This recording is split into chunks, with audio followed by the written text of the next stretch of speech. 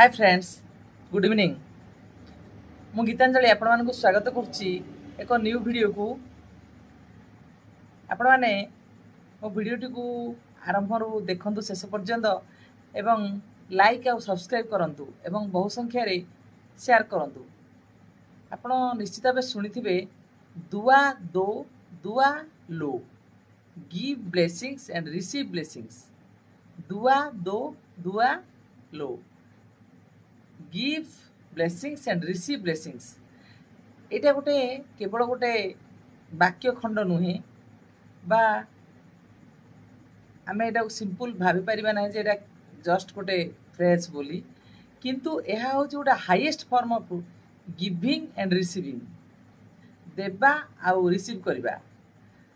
जेतेबेले आमे good wish आउ kind words बा माने दयावंत भाव आमे किछि कहू बा गुड विश करू बा सिंपल स्माइल आउ सिंसियरिटी आमे प्रदर्शन करू अन्य मानक पाई, सेतेबेले रिटर्न से आमे सेही प्रकार ही पाई थाउ।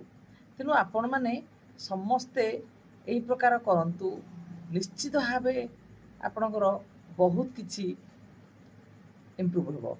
आउ गोटे हला गोटे स्मॉल वर्ड माने समस्त गोटे खुशी हेबे बा अन्य को एप्रिशिएट करेंगे बा फॉरगिविंग हार्ट हेबे, अन्य को क्षमा करदेवे। यह द्वारा आपण निश्चित भाव गोटे माने इम्प्रूव हो पारिबा आपन जीवन रे।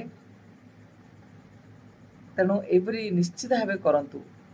आउ ए दुआ दो दुआ लो वर्ड को बा give blessings receive blessings phrase को निज जीवन में प्रयोग करंतु। Thank you all, thank you universe.